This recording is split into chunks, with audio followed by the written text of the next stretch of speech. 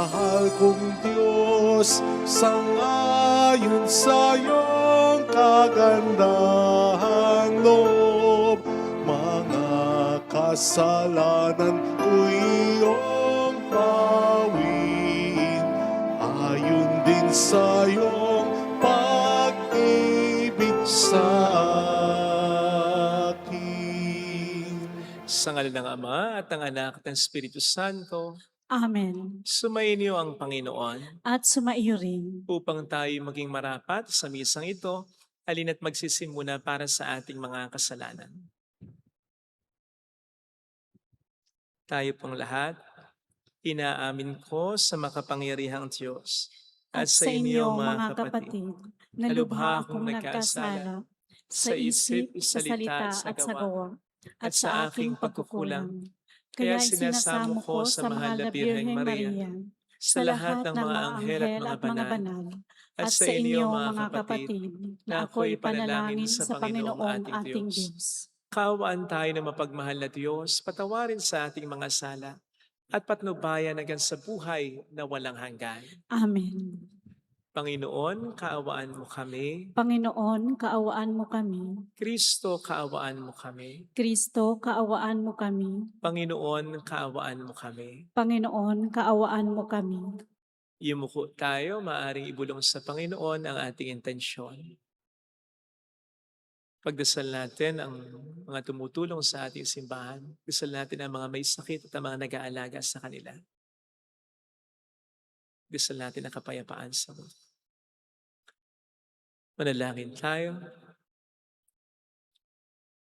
Ama naming makapangyarihan, bilang tugon sa aming ngayon dumadalangin, itulot mong ikaw ay aming makapiling. Ang pagtitiwala namin sa dakilang pag-ibig mo ay tunghayan mo sa aming ngayon naririto, upang sa pagkaparam ng bahid ng aming mga kasalanan, kami makapamuhay sa iyong kabanalan at maging ganap na tagapagmana ng iyong pangakong bigay. Sa pamamagitan ni Jesucristo kasama ng Espiritu Santo magpasa walang hanggan. Amen.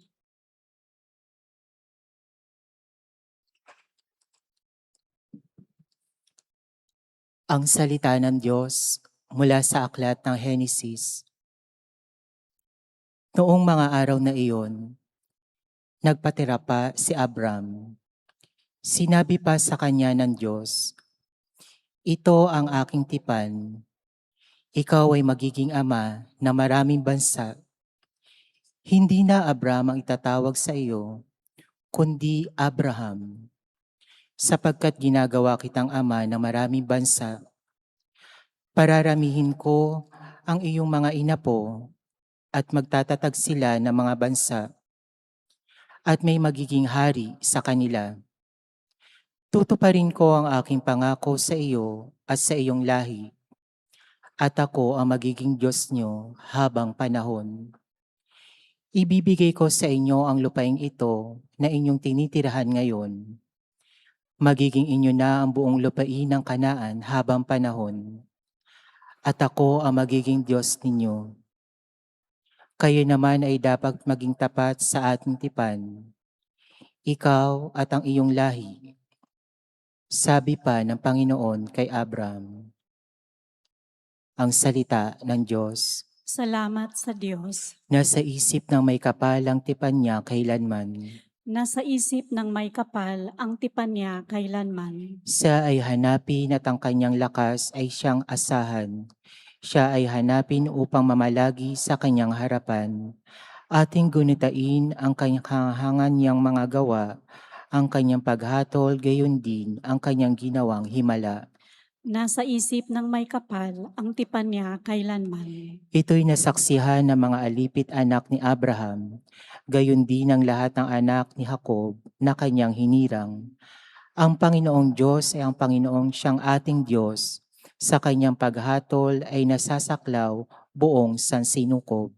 Nasa isip ng may kapal ang tipan niya kailanman. Ang tipang pangako'y laging nasa isip niya kailanman. Ang mga pangakong kanyang binitiwan sa lahat ng angkan. Ang tipan ng Diyos ay unang ginawa niya kay Abraham at may pangako ring ginawa kay Isaac na lingkod na mahal. Nasa isip ng may kapal ang tipan niya kailanman.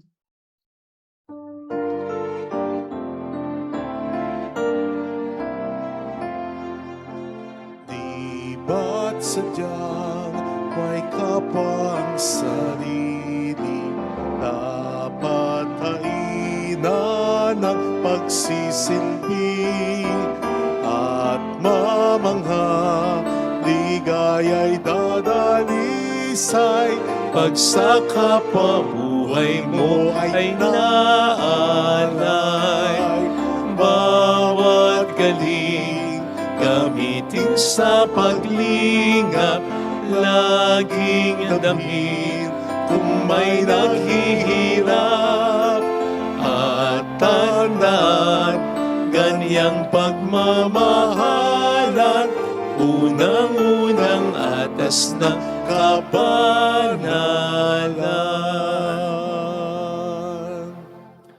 Sumainyo ang Panginoon. At sumaiyo rin. Ang mabuting balita ng Panginoon ayon kay San Juan. Papuri sa iyo, Panginoon. Noong panahong iyon, sinabi ni Jesus sa mga Hudyo, "Tandaan niyo, ang namumuhay ayon sa aking aral, kailan may di makararanas ng kamatayan." Sinabi ng mga Hudyo, "Ngayon natitiyak naming inaalihan ka nga ng demonyo. Namatay si Abraham at ang mga propeta. Pero sinasabi mong hindi mamamatay kailanman? Ang sinumang namumuhay ayon sa iyong aral? Dakila ka pa ba kaysa amang namin si Abraham? Siya'y namatay, gayon din ang mga propeta. Ano bang akala mo sa sarili mo?" Sumagot si Jesus, "Kung ako ang nagpaparangal sa aking sarili, walang kabuluhan. Ang aking Ama ang nagpaparangal sa akin at sinasabi ninyong siya ang inyong Diyos. Hindi niyo siya nakikilala, ngunit siya'y nakikilala ko. Kung sabihin kong hindi ko siya nakikilala, ako'y magiging sinungaling na tulad ninyo. Subalit nakikilala ko siya at ginagawa ko ang kanyang sinasabi. Natuwa ang inyong amang si Abraham nang mabatid na makikita niya ang araw ng pagparito ko. Nakita nga niya ito at siya'y nagalak." Dahil dito'y sinabi sa kanya ng mga Hudyo, "Wala ka pang 50 taon at nakita mo na si Abraham."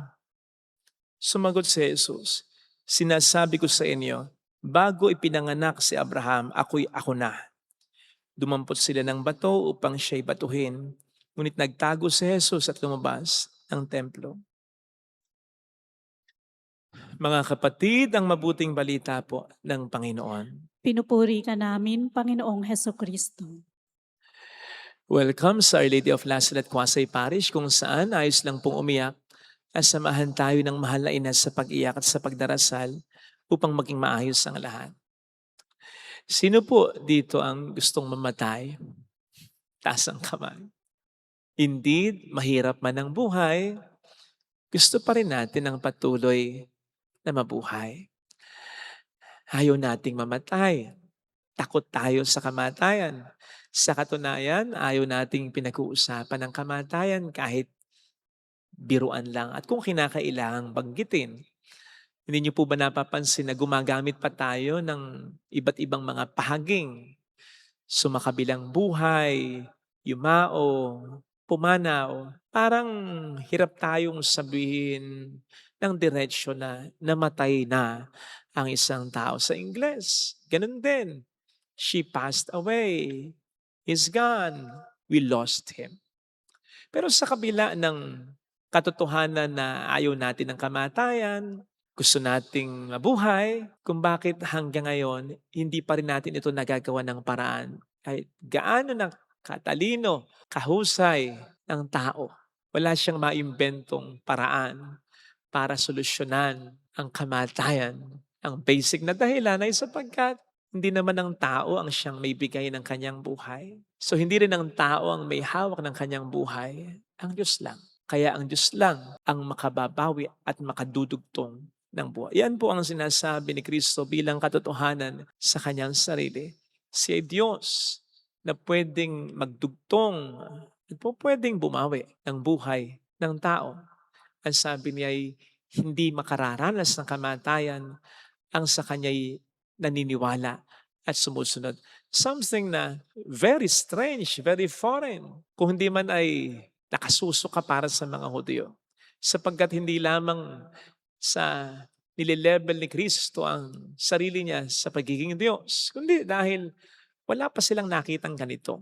Sa talambuhay nila, wala pa silang alam o ninabalitaan na nabuhay pagkatapos mamatay. Kahit na ang mga dakilang taong alam nila, kaya nga they were arguing about Abraham na dakilang tao para sa kanila, pero nang ito'y mamatay, hindi nila ito nakitang muling nabuhay.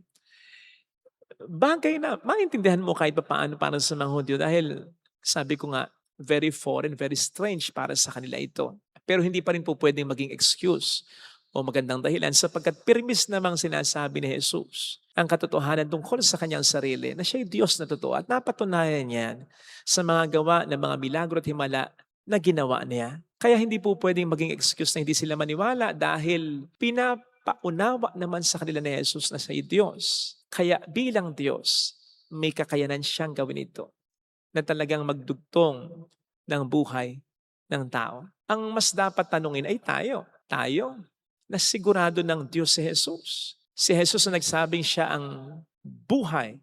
Si Jesus ang siyang nagsabing ang naniniwala at nananalig sa Kanya kahit mamatay ay muling mabubuhay. Pinaniniwalaan ba talaga natin ito? Kung oo ang sagot natin, pero bakit natatakot pa rin tayo mamatay? Ano nga ba ang dahilan?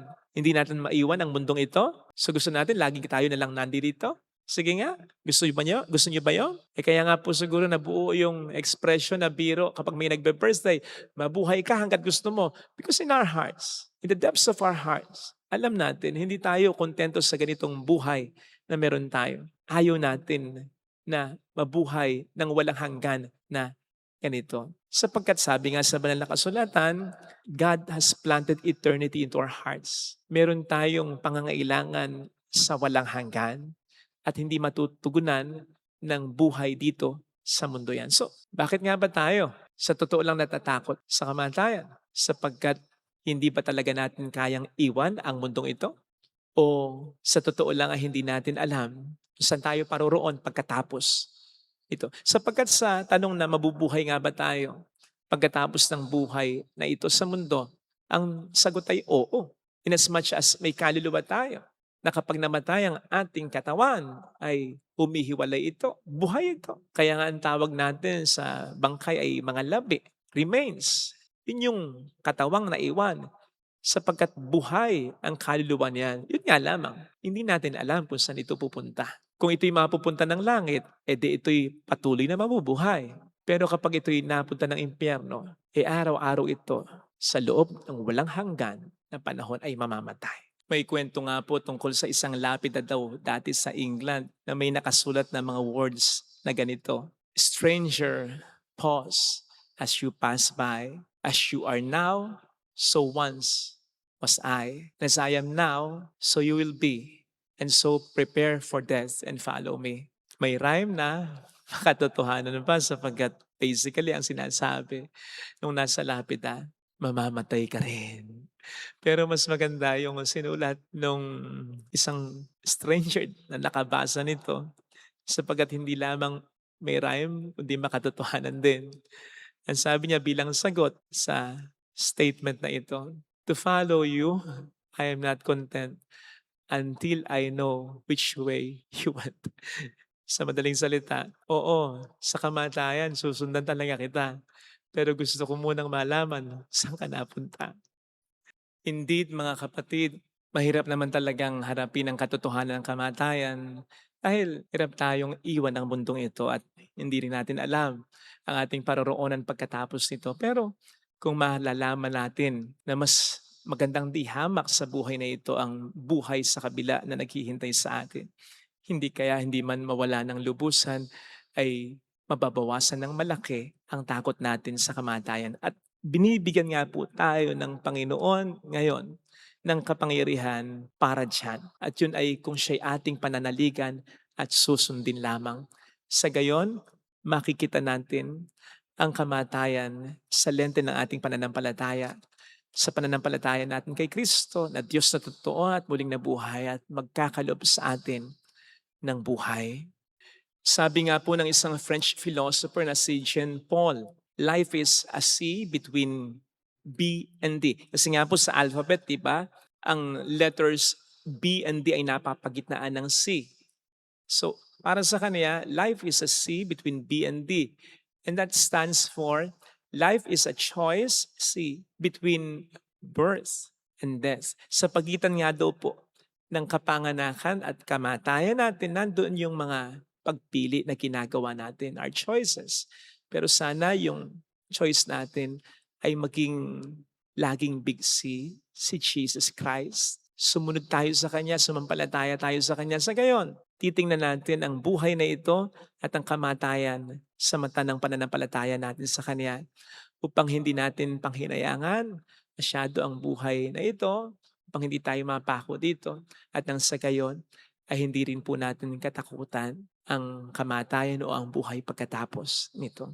Ito po sana ang hilingin nating biyaya sa ating banal na pagdiriwang, yung tayo talagang maniwala at sumunod sa ating Panginoon Jesucristo. Sapagkat kapag talagang nangyari yon, ay sinisigurado ko po sa inyo, mapupunta tayo ng langit at hindi tayo mapupunta ng impyerno.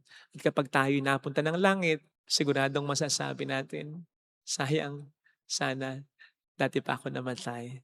Pero kapag tayo napunta ng impyerno, baka siguradong masabi natin, bakit nga pa ba ako nabuhay? Ito sana ang hiling nating biyaya ngayon sa ating pagdiriwang. Ilagay natin ang ating kanang kamay sa tapat ng ating puso.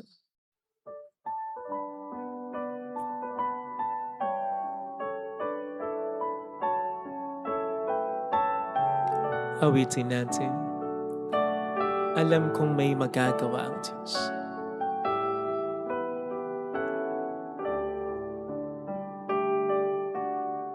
Alam kong may magagawa Makapangyarihan siya. ang Diyos. Alam kong may magagawa ang Diyos.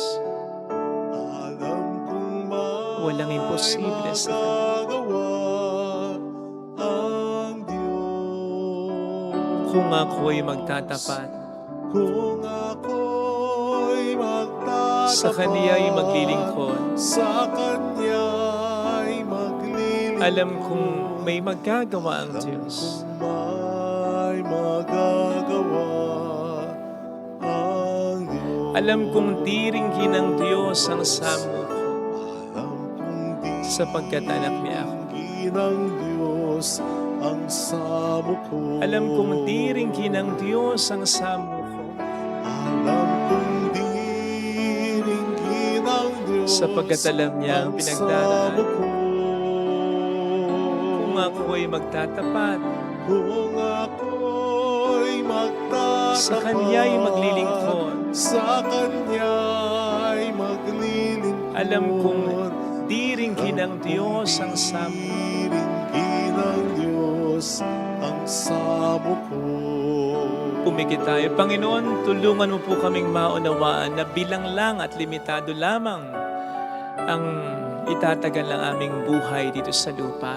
Nang sa gayon, wala ka po kaming aksaihing mga pagkakataon sa bawat sandali. Paniwalaan ka namin, sundin ka namin, papurihan ka namin. Tulungan mo po kami, Panginoon, na walang pagsisihan. Pagdating ng aming mga kamatayan, maisulit nawa namin ang aming buhay. Tulungan mo po kaming manampalataya sa iyo sa paraan na gusto mo, nang sa gayon ay masunod din namin agad-agad ang kalooban mo. Mayroong magandang mangyayari sa iyo. Higit pa sa inaasahan, kung lalapit ka kay Jesus, maaaring matagal, maaaring maging mahirap, pero magiging maayos din ang lahat. Mayroong magandang mangyayari sa iyo. Mayroong magandang mangyayari Kung lalapit kay sa iyo. Jesus, kung lalapit kay Jesus. Papuri sa Ama, sa Anak, sa Espiritu Santo. Kaparanang sa unang-una, ngayon, magpakailanman at magpasawalang hanggan. Amen. Pag-aalay.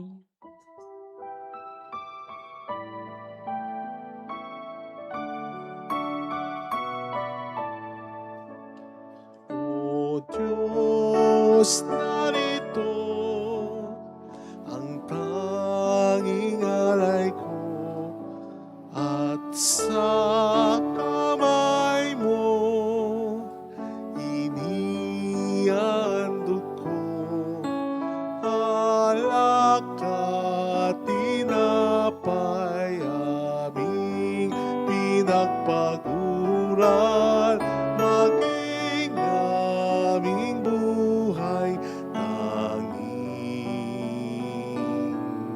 sa'yo lamang,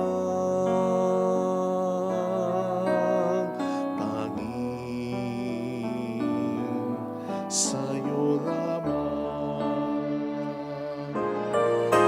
O Diyos, narito ang tanging alay ko at sa kamay mo inihandog ko alak at tinapay aming pinagpaguran maging aming buhay tanging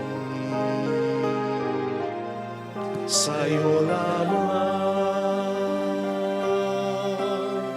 tanging sa'yo lamang. Manalangin tayo, pang ating handog ay maging kalugod-lugod sa Diyos Amang makapangyarihan. Tanggapin nawa ng Panginoon itong paghahain sa iyong mga kamay, sa kapurihan niya at karangalan, sa ating kapakinabangan at sa buong sambayanan niyang banal. Ama naming lumikha, kalugdan mo ang paghahain ng mga natitipon dito upang ito'y pakinabangan sa pamumuhay namin sa mundo at sa pagkakamit ng kaligtasan ng mga tao sa pamamagitan ni Jesucristo at sa mga Espiritu Santo magpa sa walang hanggan. Amen. Sumayin niyo ang Panginoon. At sumaiyo rin, Itaas sa Diyos ang inyong puso at diwa. itinaas na namin sa Panginoon. Pasalamatan ang Panginoong ating Diyos. Marapat na siya ay pasalamatan. Ama naming makapangyarihan, tunay ngang marapat na ikaw ay pasalamatan sa pamamagitan ni Jesucristo na aming Panginoon. Sa aming kusang pagtiis ng hirap, tinutulungan mong aming maitumpak ang kinamihas ng pagsalungat sa pananagutang iyong iniatas. Sa aming pagtulad sa anak mong mahal na nagpakasakit para sa tanan, ang pag-isikap namin iyong kinalulugdan at ang pagkapakabuti namin iyong ikinararangal. Kaya kaisa ng mga anghel na nagsisiawit ng papuri sa iyo ng walang humpay sa kalangitan, kami nagbubunyi sa iyong kadakilaan. Santo, Santo, Santo, Panginoong Diyos ng mga hukbo, napupuno ang langit at lupa ng kadakilaan mo. Hosana sa kaitaasan. Pinagpala ang naparirito sa ngalan ng Panginoon. Hosana sa kaitaasan. Ama naming banal, ikaw ang bukhal ng tanang kabanalan, kaya't sa pamamagitan ng iyong Espiritu gawin mong banal ang mga kaloob na ito upang para sa amin ay maging katawan at dugo ng aming Panginoong Hesukristo. Bago niya pinagtiis ang kusang loob na maging handog, hinawakan niya ang tinapay, pinasalamatan kaniya, pinagati-hati niya iyon, iniabot sa kaniyang mga alagad at sinabi, "Tanggapin ninyong lahat ito at kanin. Ito ang aking katawan na ihahandog para sa inyo."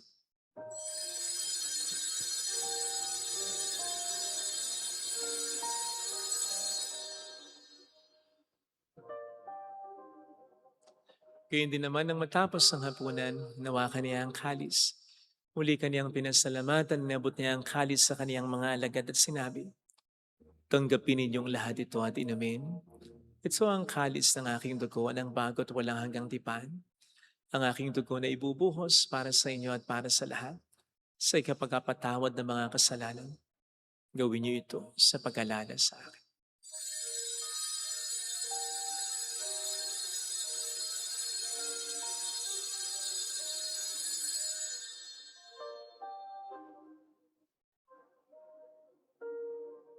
Ang misteryo ng ating pananampalataya.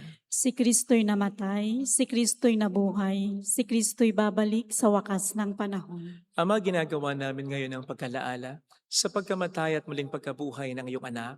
Kaya inialay namin sa iyong tinapay ng buhay at ang kalis ng kaligtasan. Kami nagpapasalamat dahil kami yung minarapat na tumayo sa harap mo para maglingkod sa iyo. Sinasamo namin kami na magsasalo sa katawan at dugo ni Kristo ay mabuklod sa pagkakaisa sa pamamagitan ng Espiritu Santo. Amalingapin mo ang iyong simbahang laganap sa buong daigdig. Puspusin mo kami sa pag-ibig. Kaisa, ni Leo na aming Papa, ni Dennis na aming Obispo at ang Tanang Kaparian. Alalahanin mo ang mga kapatid naming nahimlay ng may pag-asang sa muling mabubuhay, lalo ng aming mga ipagdarasal. Kaawaan mo sila at patuloyin sa iyong kaliwanagan. Kaawaan mo at paging tapatin kaming lahat na makasalo sa iyong buhay na walang wakas. Kaisa ang mahal na Birhen ng Lasal at ang Ina ng Diyos, isanusa ang kabiyak ng kanyang puso, lahat ng mga banal na namuhay dito sa daigdig ng kalugod-lugod sa iyo, may pagdiwang nawa namin na pagupuri sa ikararangal mo sa pamamagitan ng iyong anak at sa aming Panginoong Heso Kristo. Sa pamamagitan ni Kristo, kasama niya at sa Kanya, ang lahat ng parangal, papuri ay sa iyo, Diyos amang makapangyarihan, kasamang Espiritu Santo, magpasawalang hanggan.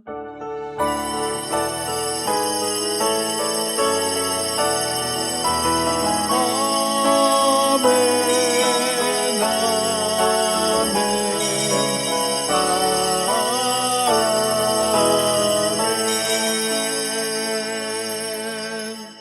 Tumawag tayo sa Ama.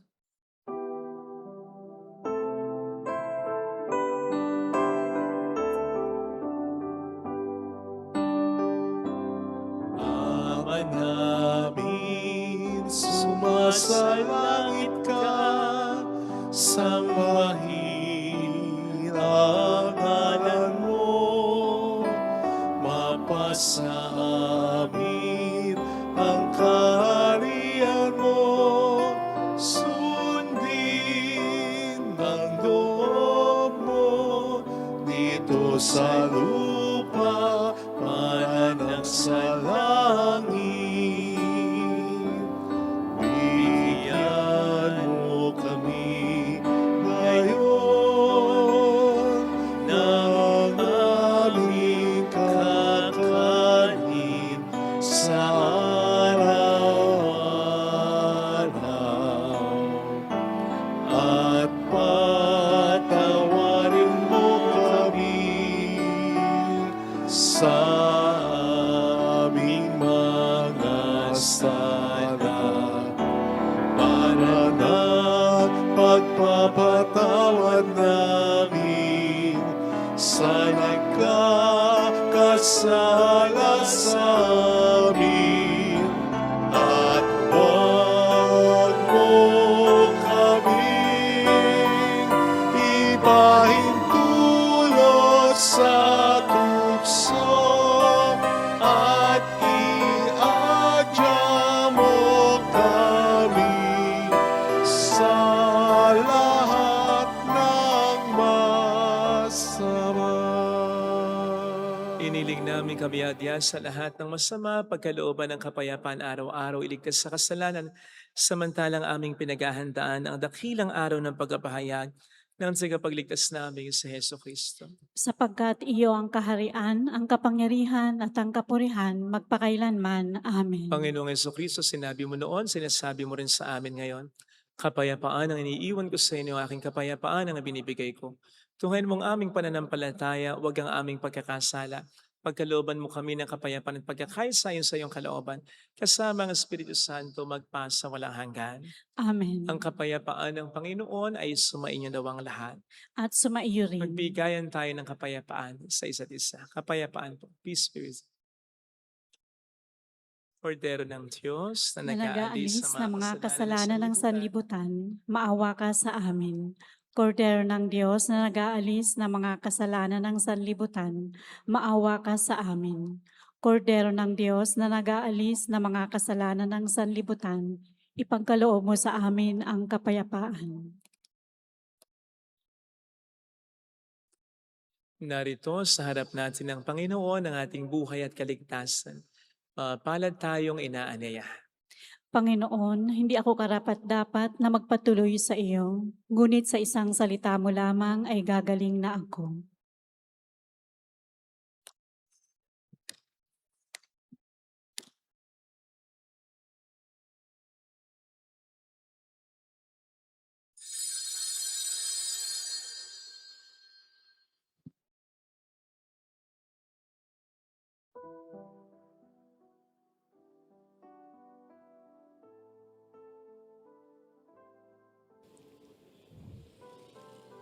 Panalangin para sa espiritual na pakikinabang. Panginoong Hesus, ako ay naniniwala na ikaw ay nasa kabanal-banalang sakramento. Iniibig kita ng higit sa lahat at ninanasa kong tanggapin ka sa aking kaluluwa. Sapagkat sa mga sandaling ito, hindi kita matatanggap sa sakramento. Tumuloy ka sa espiritu sa aking puso. Niyayakap kita na parabang naririto ka na. Inaalay ko ng buong buo ang aking sarili sa iyo. Huwag mong hayaang mawalay ako sa iyo. Amen. Kabutihan ang maaari kong ipadama. Itulot ninyong magawa ko ngayon ang mga bagay na to. Nawa'y huwag ko itong ipagpaliban o ipagwalang bahala, sapagkat di na ko muling daraan sa ganitong mga landas. Nawa'y huwag ko itong ipagpaliban o ipagwalang bahala, sapagkat di na ko muling daraan sa ganitong mga landas.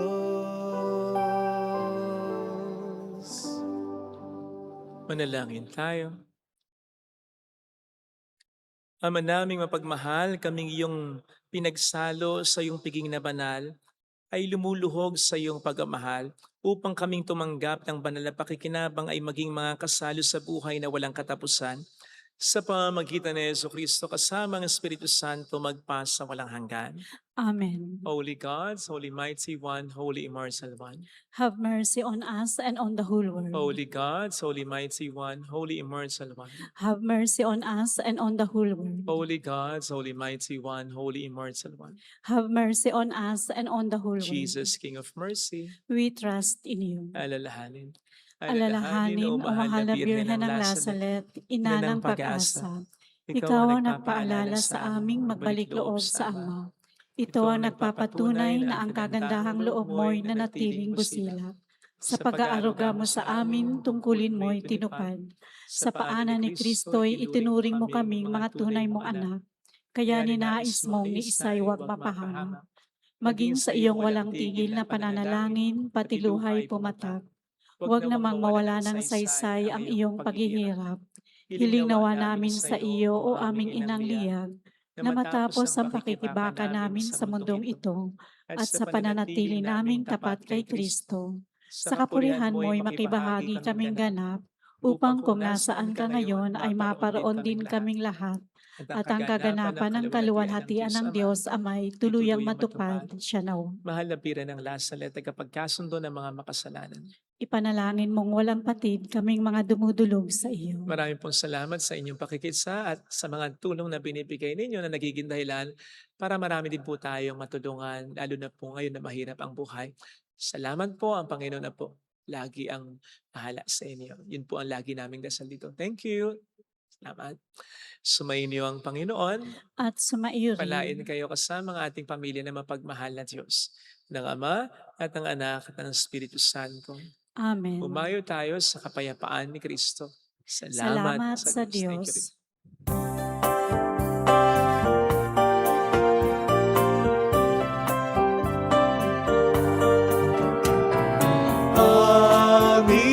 Aming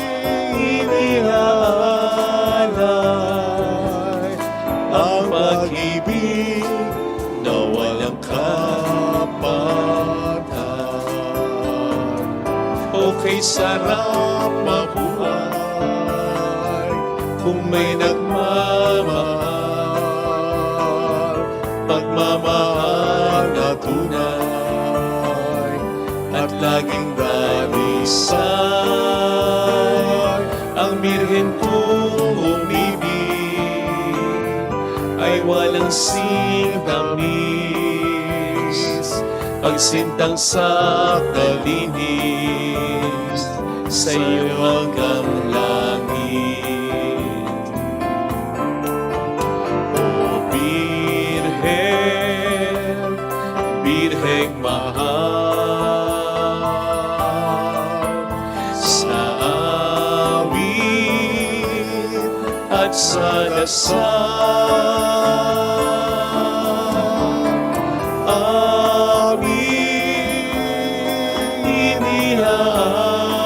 iniaalay ang pag-ibig